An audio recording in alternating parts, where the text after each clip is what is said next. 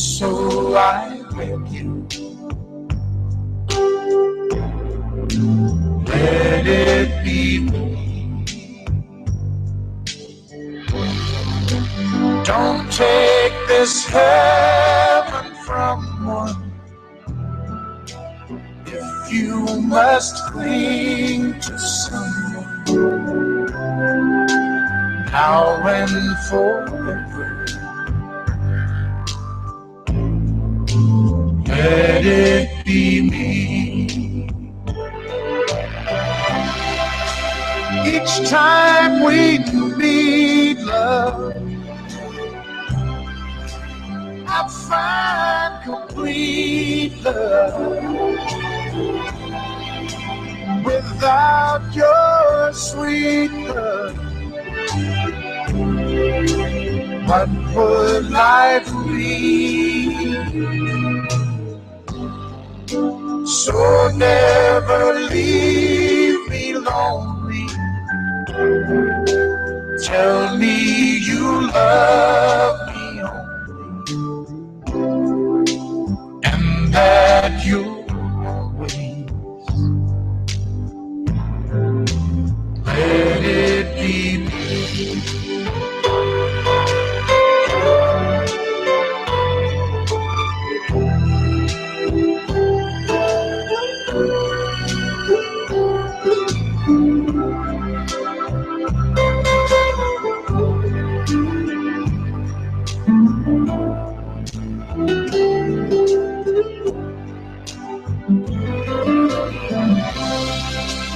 Each time we meet, love,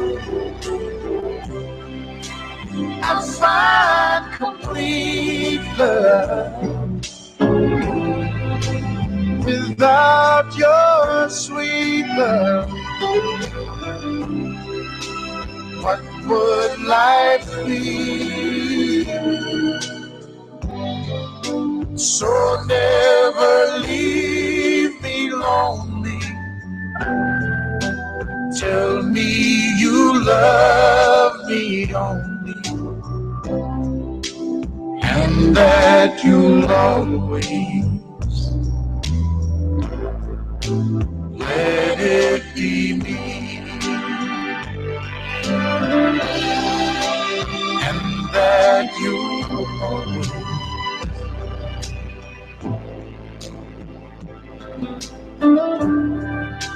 let it be me.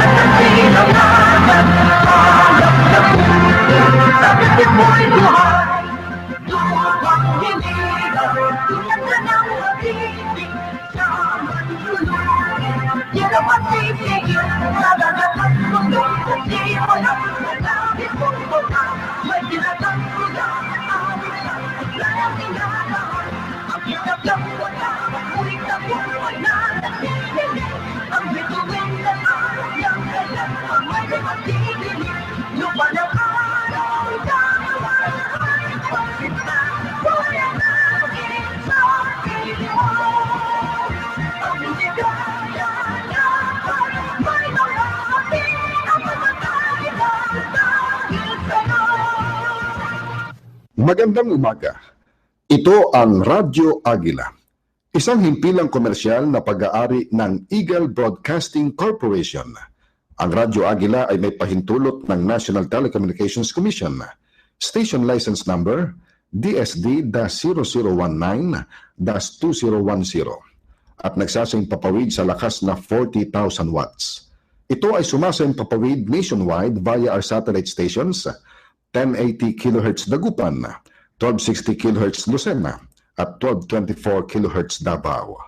Ang aming studio ay matatagpuan sa number 25 Central Avenue, Diliman, Quezon City, at ang transmitter ay nasa Ubando, Bulacan. Ang Radyo Agila ay nasa ilalim ng pangangasiwang teknikal ng mga tauhan na pawang lisensyado ng Professional Regulation Commission at National Telecommunications Commission. Mabuhay! Ito ang Radyo Agila.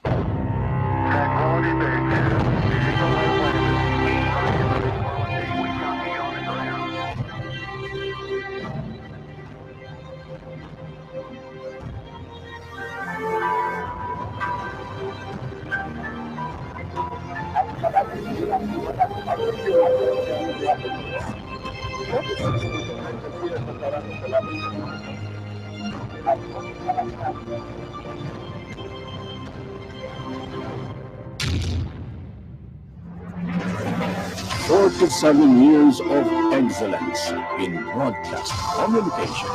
EBC, Eagle Broadcasting Corporation. Ito ang Radyo Agila. DZEC 1062 sa Manganese, WIN 1080 sa Northern DZEL 1260 sa Southern Tagalog, DXED 1224 sa Southern Mindanao. Ito ang Radyo Agila. Isang pulo, buong bansa.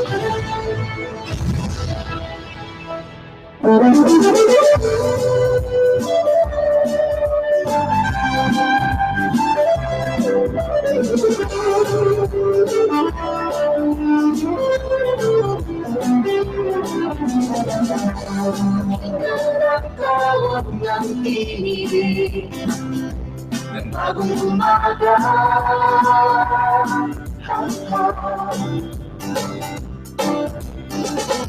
Nakapagay mo tunay, maaasahan, di ka iiwanan.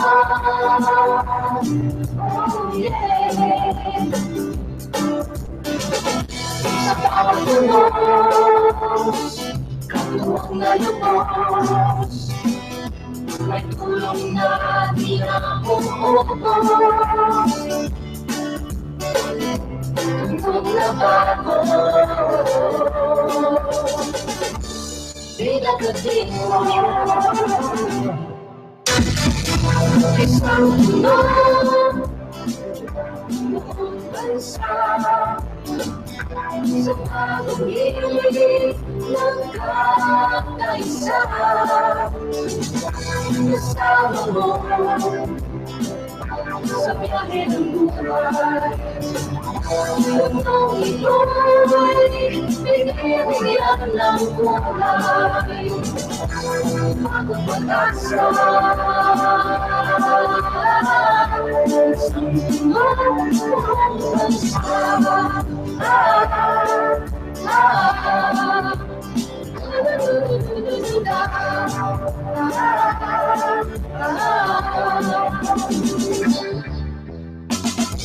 Anumang sitwasyon, sa anumang lokasyon, meron kang pagkakampi, mabilis na balita, tamang impormasyon.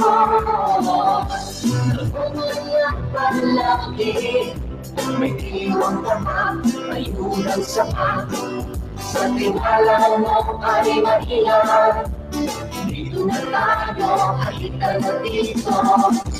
Isang tunog, buong bansa.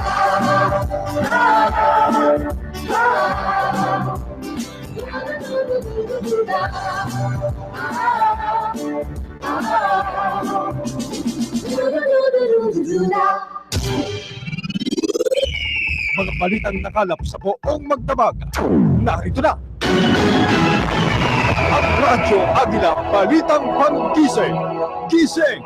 Gising na! Gising! Gising na!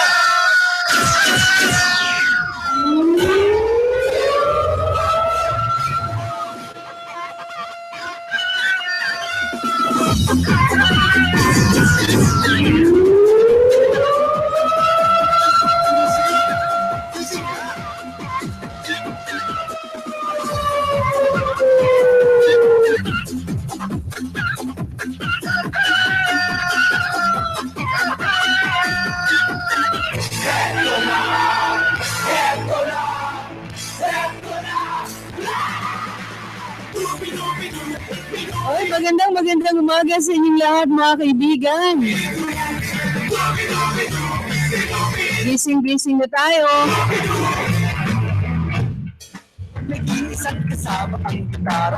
Sumasa inyo na ang ating balitang panggising. At 30 na, Miyerkules ngayon. At 30 para sa buwan ng Desyembre. Nako, Jet, ilang tulog na lang. Ingay na naman. Nasa lubong na naman tayo sa bagong taon, mga kaibigan. Isang tulog na lang, no?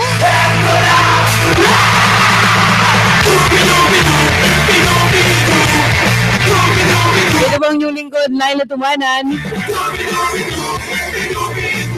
Maghatid sa inyo ng mga balita hanggang sa mga oras na ito at gigising para sa mga kabayan natin na kailangan gumising ng maaga. Pula-pula na parang ng buhaya, mga boses na ipapababo. At meron din naman nagpapaboses, bata, matataas ang tono, hindi ay mahaba. Pinupulong sa hangin ang bawat salita, kapag narinig mo'y nakakatuwa. Eto na,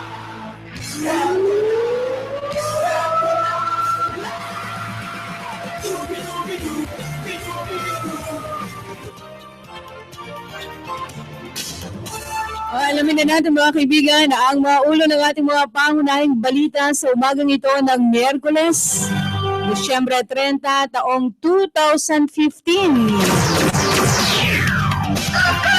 Sa ulo ng ating mga balita, OFW na si Joselito Zapanta binitay na sa Saudi Arabia.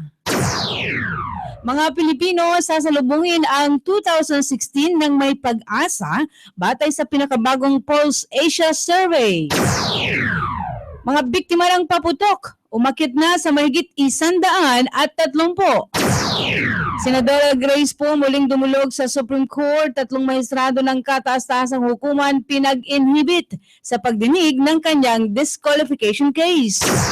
At sa ating balitang abroad, dalawa sugatan sa pagbagsak ng helicopter sa Colombia.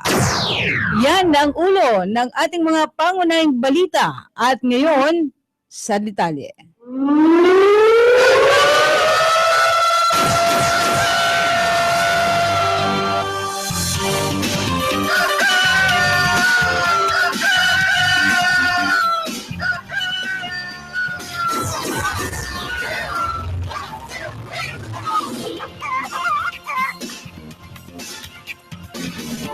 At sa detalye ng ating mga balita, mga kababayan, na kinumpirma na ng Department of Foreign Affairs na binitay na ang Pinoy worker na si Joselito Zapanta sa Saudi Arabia.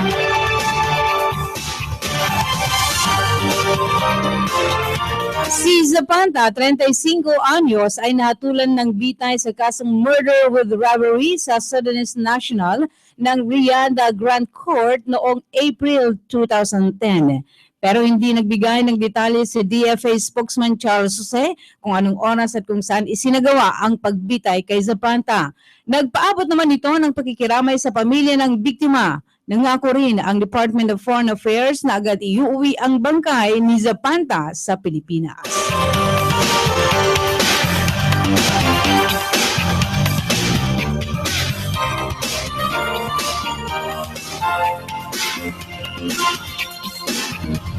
Oras natin mga kaubayan, 10 minuto na makalipas ang alas 4 ng umaga. Uy, masarap humigop ngayon ng mainit na kape, ha? Yung mga hindi nagkakape, basta may mainit na inumin pagka ganitong umaga.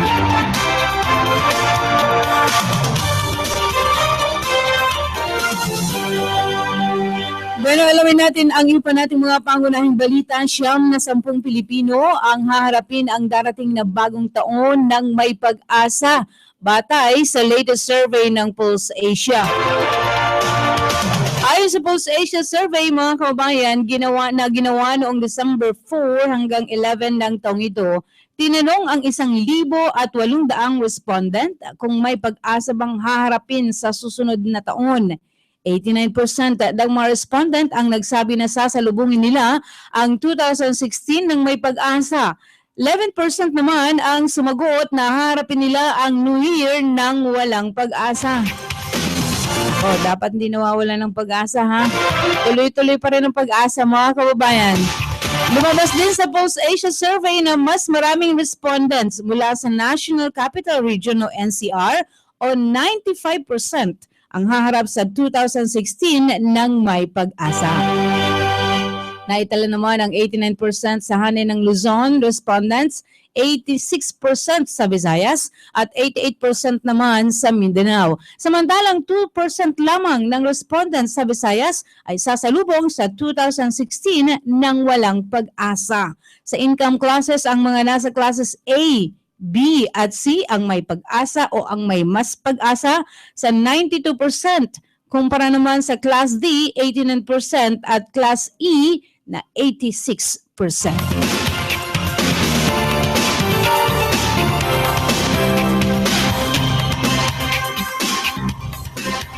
Kaugnay nito, kinilala ng Malacanang ang mataas na pag-asa ng mga mamamayan sa dalawang survey na isinagawa ng SWS at Pulse Asia.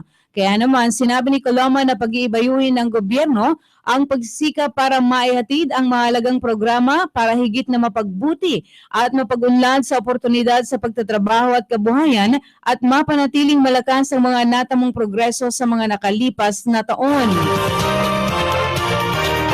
Sa latest Pulse Asia Survey, malaking porsyento ng mga Filipino ang positibo sa pagpapalit ng taon. Sa December 2015, ulat ng Bayan National Survey ng Pulse Asia, nasa 89% o 9 sa 10 mga Pinoy ang nananatiling positibo sa taong 2016, habang 11% naman ang nagsabing hindi nila tiyak kung mahaharap nila ang 2016 ng may pag-asa.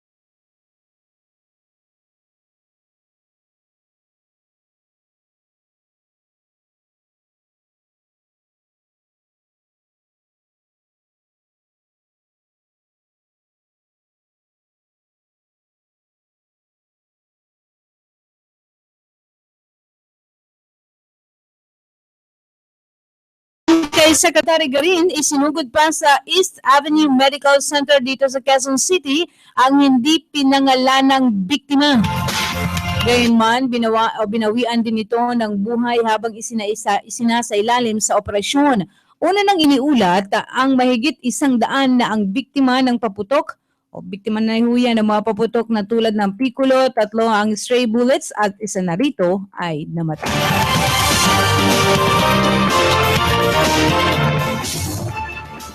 Samantala, ikinalungkot naman ng Malacanang ang ulat na isang 9 na taong bata ang namatay dahil sa tinamaan ng ligaw na bala. Sinabi ni Secretary Sunny Coloma na determinado ang otoridad na mahigpit na ipatupad ang batas para matutukan ang kampanya laban sa indiscriminate firing. Muli namang nanawagan ng palasyo sa publiko na gawing ligtas ang pagsalubong sa bagong taon.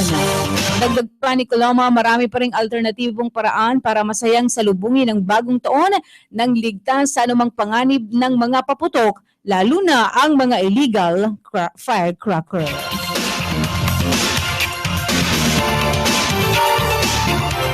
Kaya hindi tayo nagsasawang magpaalala mga kababayan, ha? Pwede naman nating salubungin ang bagong taon ng hindi hindi tayo nabibiktima, di ba? At maaari naman nating salubungin ang bagong taon ng kumpleto ang ating bahagi ng katawan. Tignan nyo lamang, hindi pa tapos. Hindi pa natin nasasalubong. Wala pang bagong taon. Ito na ang bumubulaga sa atin. O yan naman gumagamit ng boga kung tawagin. Alam niyo nagbabala ang Department of Health sa publiko laban sa paggamit ng mga improvised na paputok, partikular na itong boga. Ayon kay DOH spokesman na Dr. Lyndon Lisoy, kabilang ang boga sa madalas maging sanhi ng aksidente tuwing bagong taon. Kadalasang gawa ang boga mula sa PVC pipes, pinagdugtong-dugtong na lata, o di kaya yari sa kawayan na kilala yan noon sa tawag na kanyon. Oo nga, naalala ko tuloy yung mga kanyon. Ikaw ba gumagamit noon Kuya Eric? Hindi naman. Gumamit ka din. Ako ngayon, wag nyo nang gawin yan. Alam nyo kasi mga kabayan, sinisindihan ito nagamit ang denatured alcohol na lumili ka ng malakas na tunog na akala nyo pagsabog. Bukod sa boga, mga kabayan, pinaalalahanan din ni Dr. Lisoy ang panganib na maaaring idulot ng iba pang mga improvised na paputok.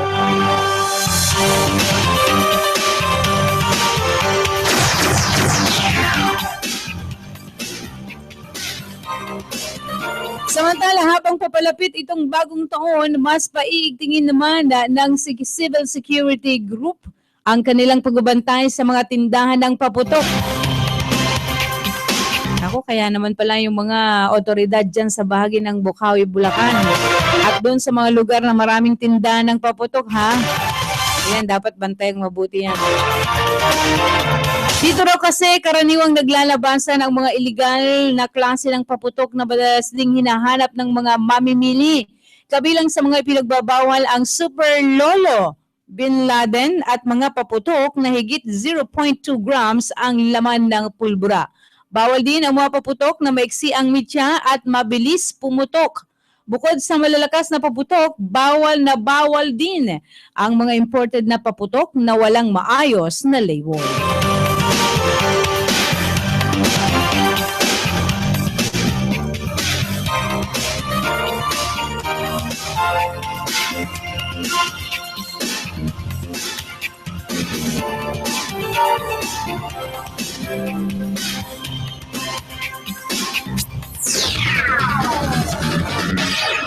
Tumagat naman tayo ng report o manay pag-contest ng Department of Health sa mga lokal na pamahalaan na walang may tatalang firecracker-related injury sa pagsalubong ng bagong taon, pag-aaksaya lang daw ng pondo. Alamin natin ang detalye ng balitang ito mula sa ating Eagle News reporter, si Aguila Jess, Madeline Villar. Mads?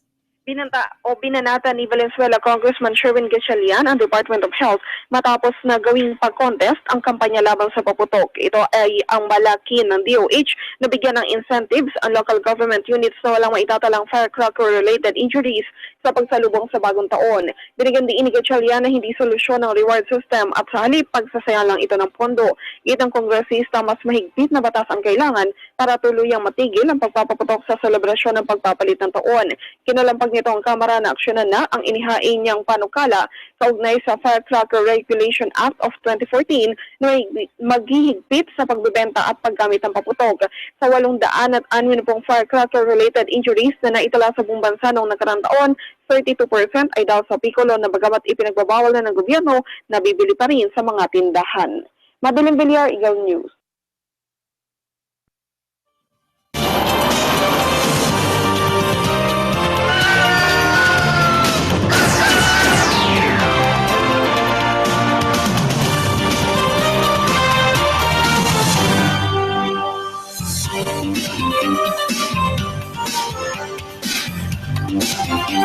Alas 4:19 na ng umaga mga kababayan. Anay pa rin ang ating mga tampok na balita.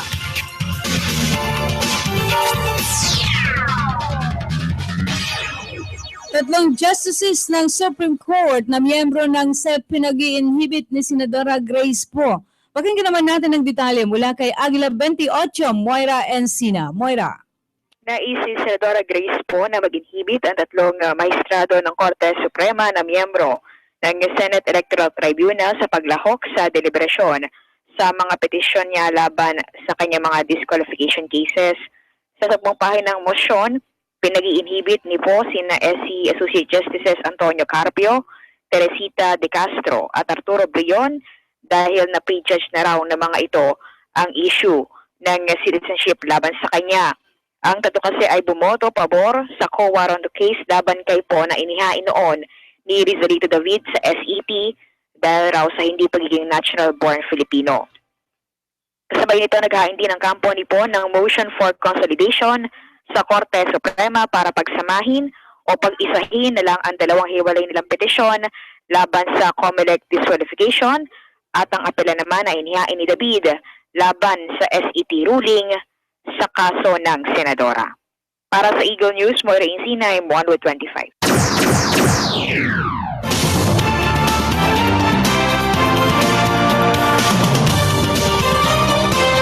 Maraming salamat Moira Encina. Samantala, muling idiniin ang Malacanang na wala itong kamay sa disqualification case laban kay Senadora Grace Poe.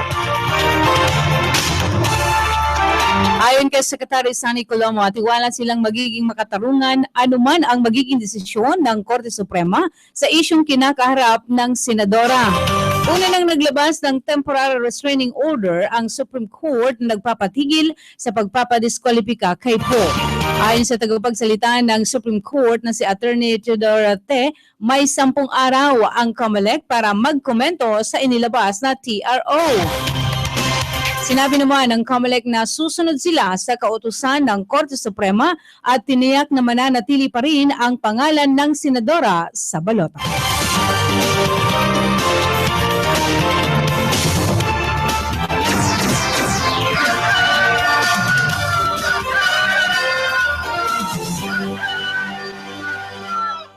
Gising! Gising na! Alas 4:26 ng umaga. Magpupulong naman sa Enero para sa isang command conference ang Armed Forces of the Philippines o AFP at ng Philippine National Police para sa paghahanda ng election period na magsisimula na sa January 10. Ayon kay COMELEC spokesperson James Jimenez, pag-uusapan sa command conference ang tungkol sa election watch list areas of concern. Ito ang mga lugar na kailangan umanong tutukan dahil sa pinangangambahang insidente ng karahasan na may kinalaman sa eleksyon. Ang pagbabatayan anya ng AFP at PNP ay ang tinututukang mga lugar noong 2013 elections. Noong halalan ng taong 2013, nasa 81 probinsya at 1,634 na lungsod ang mga nasa ilalim ng election watch list areas at posibleng ito pa rin ang tututukan ng mga otoridad, pero nakadepende pa raw ito sa resulta ng kanilang pag-aaral o pagtaya sa sitwasyong pansiguridad.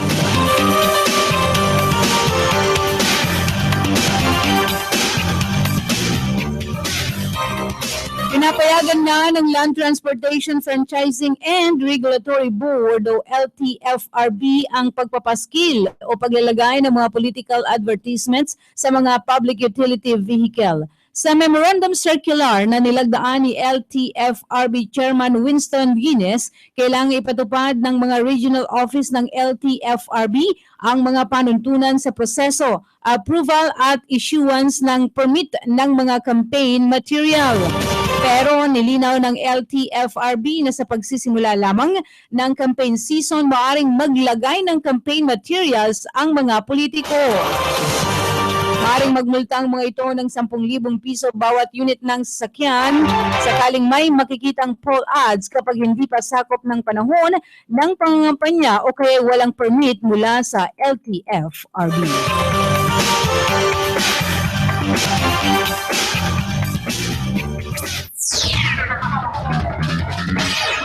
Mga sundalo at CAFGU sa Southern Luzon humikayat na gamitin ang karapatang bumoto sa 2016 elections. Alamin natin ang detalye mula kay Agla 9, Janet Prado. Inatasan ng pamunuan ng AFP Southern Luzon Command ang lahat ng units nito na hikayatin ang kanilang mga sundalo at CAFGU na makisali sa nalalapit na halalan. Ito ay hindi lamang sa national election kundi maging sa mga local elections sa pamamagitan ng pagboto sa mga lokalidad kung saan sila nakadestino. Sinabi ni AFP Southern Luzon Command Commander Lieutenant General Ricardo Visaya na hindi dapat kalimutan ng mga sundalo ang mga miyembro din sila ng lipunan at may karapatang bumoto at mailuklok ang mga kandidatong sa tingin nila ay karapat-dapat hindi lamang para sa national post kundi higit sa lahat sa local positions. Ang pagboto anya ng mga sundalo sa mismong mga lokalidad kung saan sila nakatalaga isang magandang practice na may malaking epekto o impact sa tinatawag na nation building. Agosto 17 nitong taon na magsagawa ng satellite registration ng COMELEC sa Quezon sa Camp Nacar, Lucena City para makapagparehistro ang mga sundalo. 10,000 mga sundalo at 10,000 CAFGU active auxiliaries din ang nasa ilalim ng AFP Southern Luzon Command na sumasaklaw sa Calabarzon, Mimaropa at Bicol Region. Janet Prado, Eagle News.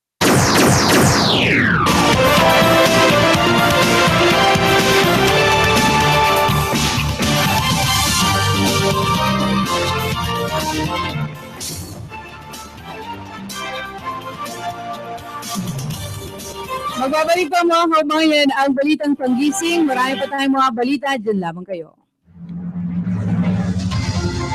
EBC Eagle Broadcasting Corporation. Ito ang Radyo Agila. Ang Radyo Agila ay kasapi sa KBP, kapisanan ng mga broadcaster ng Pilipinas. Tumpak na oras, ganap ng alas 4:30 ng umaga. Wow, Mami! Ang sarap ng niluluto nyo. Paborito ko. Sinigang. Ikaw talaga. O siya, tawagin mo na si Daddy at si Ate nang makakain na tayo. Ate, Daddy, kakain na tayo. O ikaw ate, kumusta naman ang pag-aaral mo? Okay lang, Dad. Kahit mahirap po yung subject kong accountancy, pasado naman po ako sa final exam namin. Dad, ako perfect sa math. Hindi nga makaung sa akin mga kaklase ko. Mana yata ako sa dad ko. Ikaw talaga, manang-mana ka nga. Alam ba ninyo na ang pagsasalo-salo ng pamilya sa pagkain ay nakatutulong ng malaki sa paghubog ng masaya, malusog at matagumpay ng mga anak? Ito ang pinakamainam na pagkakataon kung kailan maaaring makipagpalitan ng kwento, suliranin kung mayroon man, at pagbibigay ng payo ng mga magulang. Ang paalaalang ito ay hatid sa inyo ng Radyo Agila.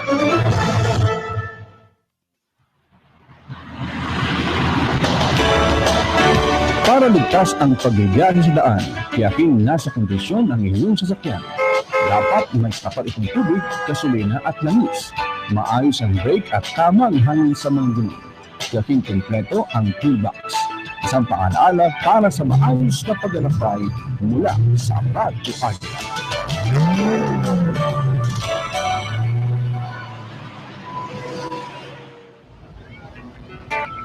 Anak, tara na, baka mahuli pa tayo. Opo, nandyan na po, Nay. Anak, nahugot mo ba yung kordon ng electric fan niyo sa kwarto? Baka nakalimutan mo na naman. Ay, nakalimutan ko po. Balikan ko po muna, Nay. Kung batang to talaga, mamaya mapagmulan pa yan ng sunog. Huwag gawing permanente ang paggamit ng extension cord dahil posibleng mag-overheat at pagmulan ito masunog.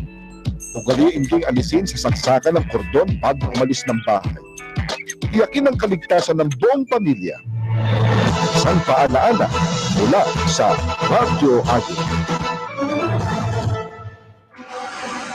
Maaaring nakukulitan na kayo sa pagpapaalala namin tungkol sa panganib ng paninigarilyo.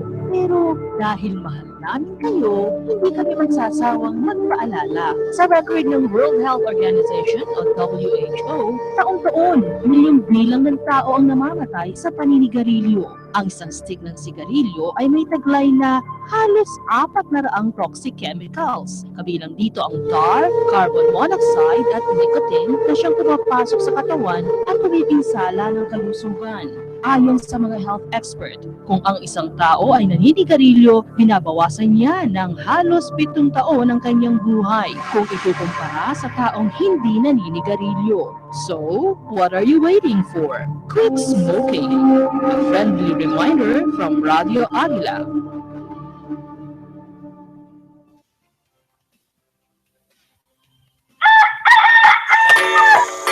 Gising! Gising na!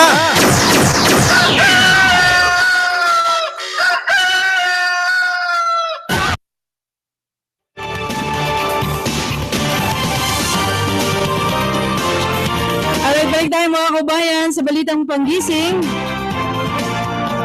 Okay, sa mga kabaluyan natin sa Pangasinan, Mabigya Kabasan at si Kenomin.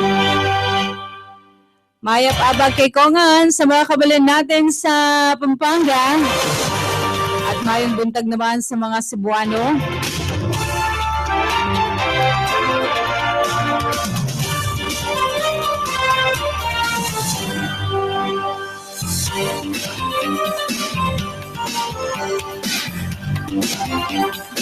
Marhay, naal daw sa inyo gubos. Sige. Tuloy-tuloy tayo mga kaibigan. Naku, alas 4:35 na ng umaga. Sa mga may maagang pupuntahan ngayon, gising-gising na.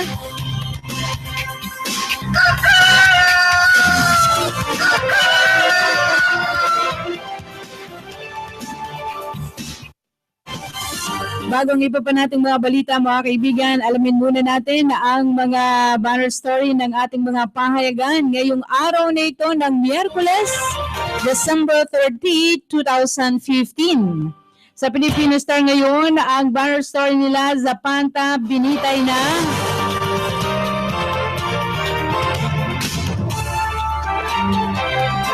Blood money, kinulang mga kababayan.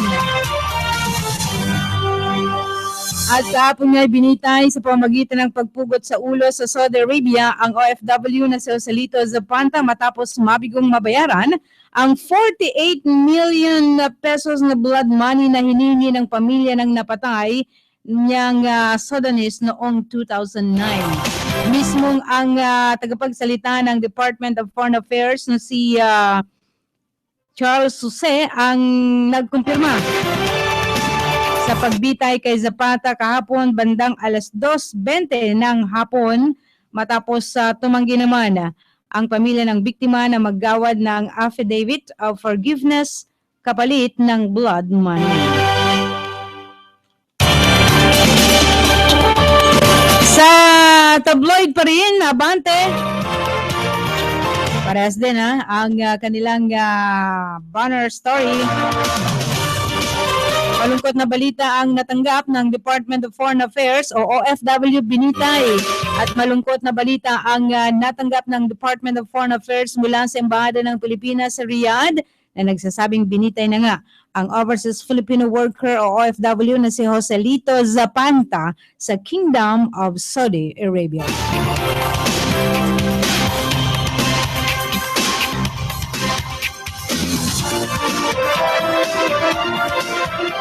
Minor story naman sa ilang broadsheet mga kaubayan.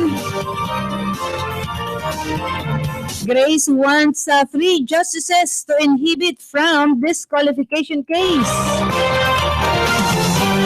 Pagkatapos na makuha ang restraining o temporary restraining order laban sa disqualification case ni Senadora Grace po sa kanyang kandidatura bilang presidente sa 2016 election, nais naman ni Senadora Grace po na mag-inhibit ang 3 justices ng Supreme Court sa pagdinig ng kanyang kaso.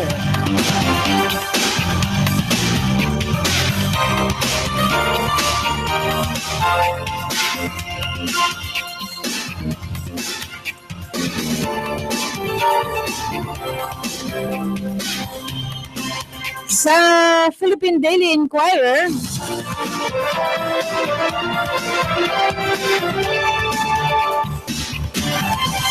ang kanilang banner story, TROs fill Grace with hope.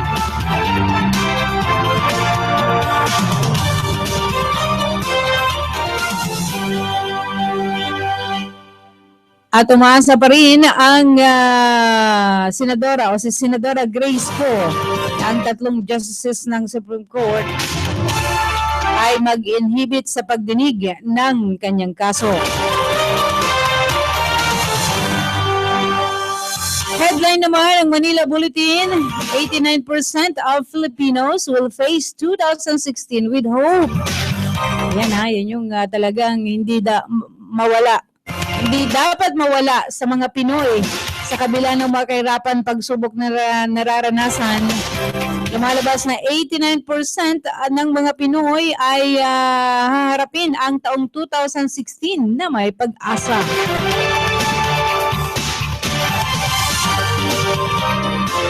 Ang headline naman ng The Manila Times, Saudi executes OFW. Yan yung si Zapanta, no, mga kabayan, na binitay kahapon at kinumpirma ng Department of Foreign Affairs. Ito, malaking halaga kasi yung tinatawag na blood money, 48 million ba? At yan ay hindi na ibigay. Pero ilan lamang ito sa mga banner story ng iba't ibang mga pangayagan sa tabloid at maging sa ating mga broadsheet ngayong araw na ito, December 30, 2016.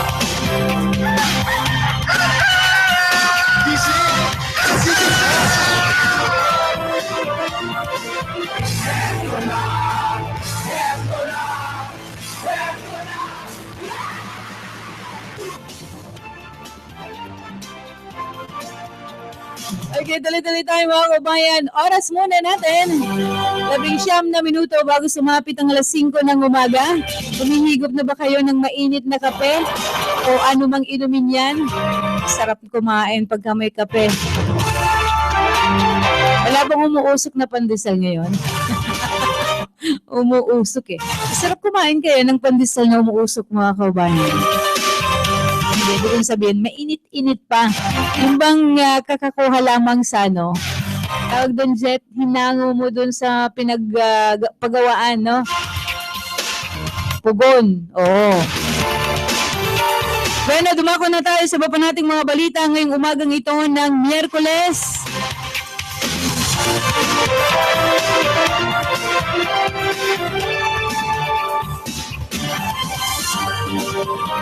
Aabot na sa 900 mga bagong personnel ang nakatakdang idadagdag ng Philippine Coast Guard sa darating na 2016. Ito ay para mapunan ng mga tao ang kanilang 3 bagong sasakyang pandagat mula sa Japan at 4 na 24-meter vessels mula sa France na nakatakdang dumating bago ang Hunyo ng taong 2016. Sinabi ni Rear Admiral William Mellad, acting commandant ng PCG, na ang massive recruitment nila ay aprobado na ng Department of Budget and Management at ito ay kasama sa budget ng ahensya sa susunod na taon. Sa kasalukuyan, mga kababayan, ay may 3 hanggang 4 na personnel ang nakatalaga sa bawat Philippine Coast Guard substation. Kulang ito para sa batayan o bantayan ang 36,289 kilometers na dalampasigan ng Pilipinas. Ang ideal kasi, mga kababayan, ay isang gwardiya per kilometer ng coastline ang dapat. Subalit hindi ito nasusunod dahil sa kulang na ang mga personnel.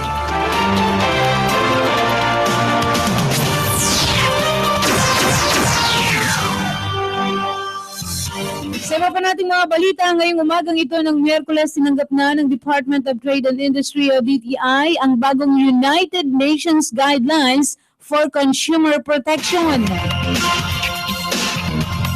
Isinagawa ang pagbabago nitong December 22 sa New York City. Layon itong gabayan ang gobyerno at lipunan sa proteksyon ng mga consumer at pamantayan ng kalakal at serbisyo. Ang DTI ay miyembro ng Consumers International, ang federasyon ng consumer organizations.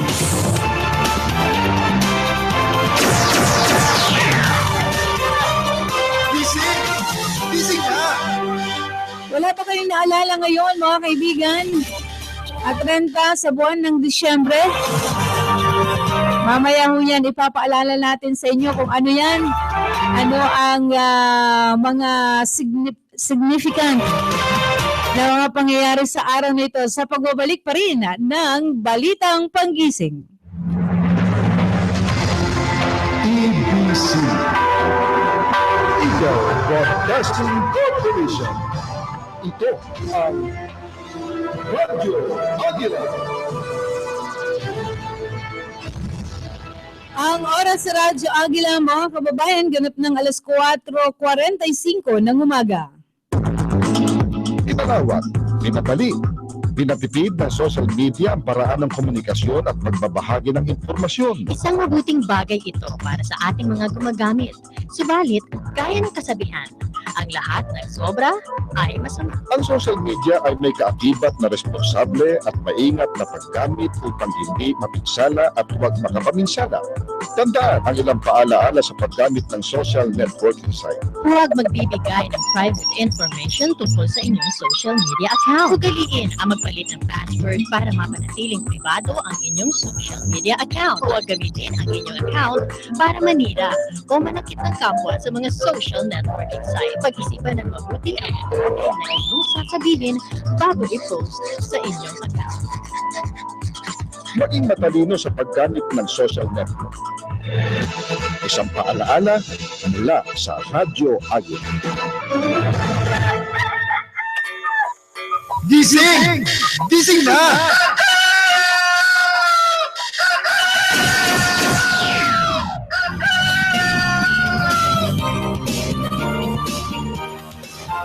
Balik tayo, mga kababayan, sa ating mga balitang panggising.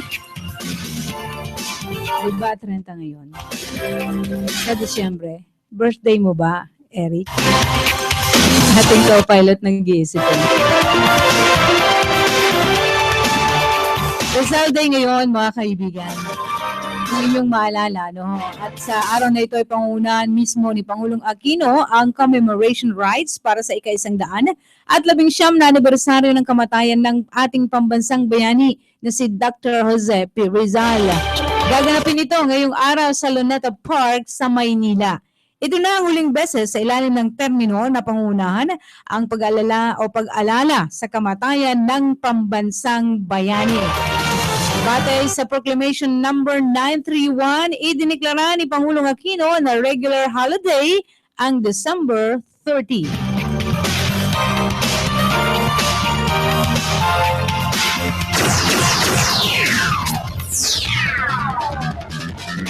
Sa ibang balita, seguridad sa Metro Manila, pinahigpitan ng mga senador, kasunod na rin ng mga pag-atake ng BIFF sa Central Mindanao. Pakinggan natin ang detalye ng balitang ito mula kay Aguila 8, Mean Corvera. Umaapila si Senador Bongbong Marcos sa mga otoridad na paigtingin ang seguridad sa matataong lugar tulad ng mall at mga estasyon ng pampublikong transportasyon. Sa harap ito ng pagunita sa Rizal Day bombing na ikinamatay ng 22 katao at pagkakasugat ng mahigit 100 iba pa. Ayon kay Marcos, hindi dapat magpakakampante ang militar at pulisya kahit pa sila umano ang target ng operasyon ng Bangsamoro Islamic Freedom Fighters o BIFF. Nababahala si Marcos sa pahayag ng grupo na inspirasyon ng kanilang pag-atake ang ginawa ng ISIS na nasa likod ng madugong terror attack sa Paris. Naniniwala naman si Marcos na bagamat maliit ang tsansa na maipasa ang panukalang Bangsamoro Basic Law sa natitirang mga araw ng sesyon ng Kongreso, hindi dapat itigil ang pagpupursige na makamit ang kapayapaan sa Mindanao. Aguila 8, Mean Corvera, Eagle News.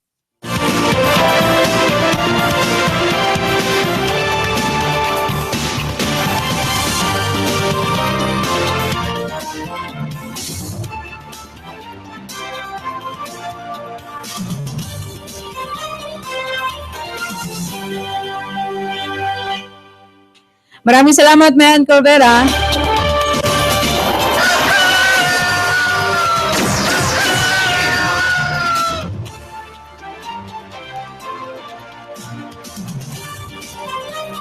Sa iba pa natin mga balita, mga kaubayan, higit 1 milyong incoming senior high school students ang inaasahan sa school year 2016 na 2017. Dami na, no? 68% dito ay mag-enroll sa public at 34% naman sa private senior high school. Ipatutupad ang senior high school o grades 11 at 12 sa Hunyo, kung saan isa sa ilalim ang mga estudyante sa track na kanilang pinili.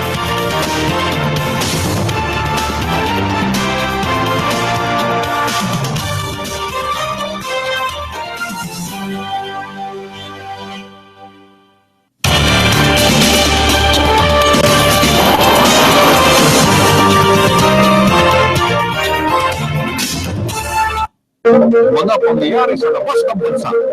Radyo Aguila, Balitang Panggising.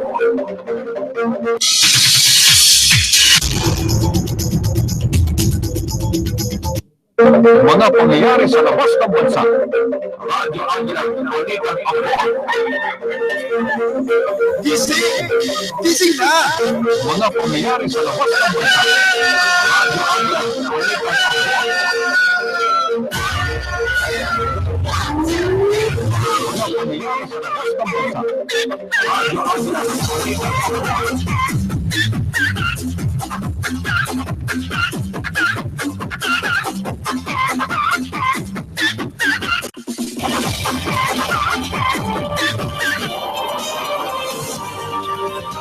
Okay mga kaibigan, dumako tayo sa ating balitang abroad.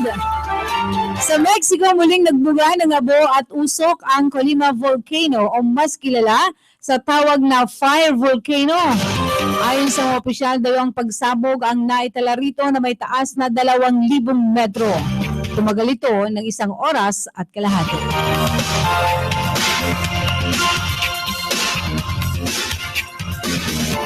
Sa Colombia, bumagsak ang isang Venezuelan National Guard helicopter sa Colombian border. Lula nito ang 2 general. Sinasabing bumagsak ito 10 metro mula sa Colombian territory sa Paraguacho na nasa northern region ng La Guajira Peninsula. Ligtas naman ang 2 at sa ngayon ay nagpapagaling sa malapit na hospital sa Venezuela.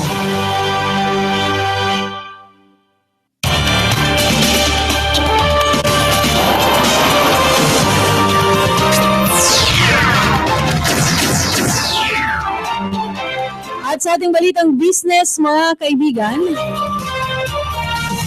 ipon at time deposits pa rin ang pangunahing source ng domestic banks nitong ikatlong bahagi ng taon. Ayon sa Bangko Sentral ng Pilipinas o BSP, lumago ang savings na halos 16% o 16%, bagaman bumaba ng halos 2% ang time deposits.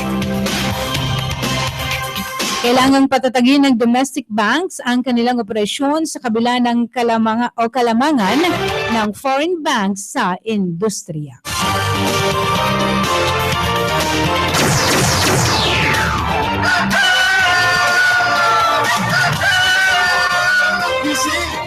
Gising na! 8 minuto bago sumapit ang alas 5 ng umaga. Patuloy na sumusubaybay sa Balitang Panggising dito sa Radyo Agila.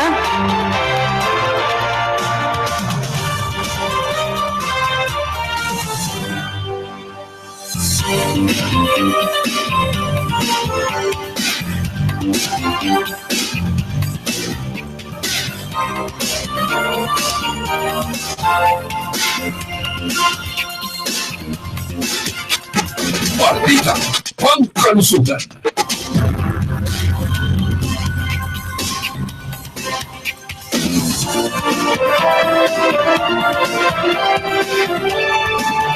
At sa ating balitang pangkalusugan, mga kaibigan, isasagawang muli ang National School Deworming Day o NSDD2 sa Enero 27 ng susunod na taon.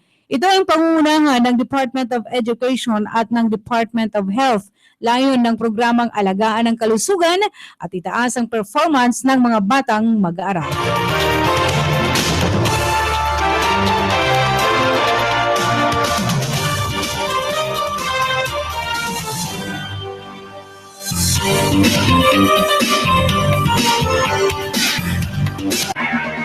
Pagisan ng lakas, patalasan ng isip.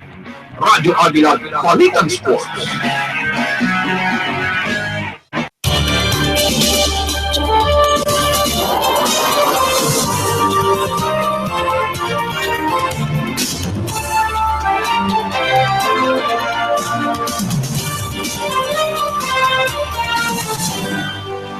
Sa ating Balitang Sports, mga kaibigan,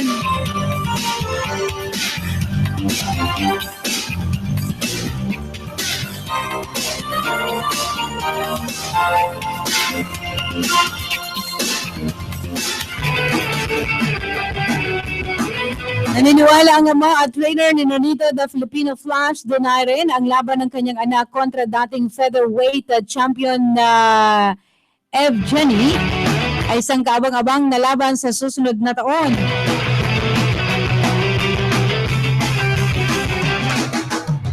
Yun si Evgeny Gradovich, mga kabayan, at ayon kay Dodong Donaire, walang kakayahan na bumitaw ng malalakas na suntok si Gradovich, ngunit hindi umano madaling matinag ang Russian boxer kung kaya't magpapaulan pa rin ito ng mga suntok. Pag-aaralan din umano nila ang estilo nito at kanilang pananatilihing nasa mabuting kondisyon ang pangangatawan ng Filipino Flash upang matiyak na handa talaga ito bago sumabak sa ring. Dahil dito, isasama muli nila ni Frederick Bowen sa kanilang mga training bilang sparring partner ni Nonito. Ayon pa sa nakakatandang Donaire, medyo magkaparehas ang estilo ni Gradovich at Bowen. Parehas din anya silang nagpapaulan ng mga suntok, ngunit walang power.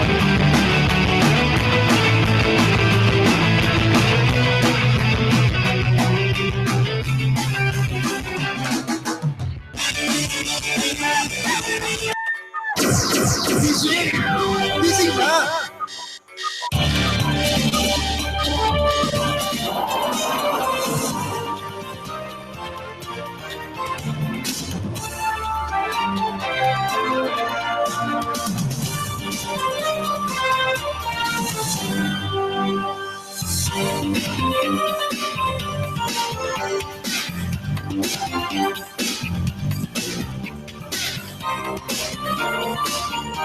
Balita pa rin sa sports, mga kaibigan.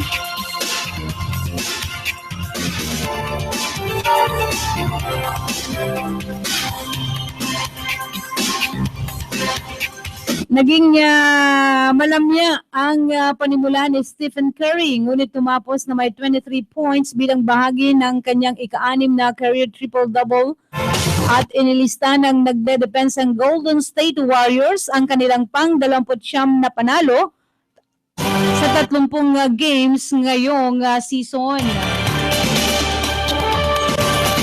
Tinalo ng Warriors ang Sacramento Kings sa score na 122-103 na nagtampok sa career high 14 rebounds at 10 assists ni Curry. Over-score naman si Klay Thompson ng 29 points, kasunod ang 25 ni Draymond Green para sa Warriors na ipanalo ang kanilang ika-33 sunod na regular season home games. Naposte naman si Omri Kasipi ng career high 36 points at dinoplika ang team record ni Mike Bibby sa kanyang siyam na 3-pointers para sa Sacramento.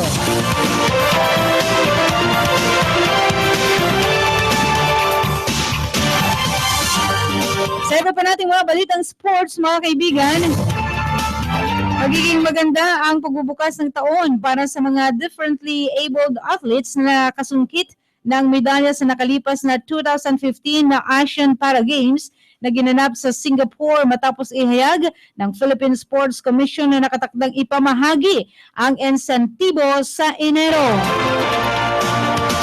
Mahigit 6 na milyong piso na kukunin sa pondo ng Philippine Amusement and Gaming Corporation ang ipamimigay para sa mga atletang nagsikap upang bigyan ng karangalan ng bansa sa naturang event.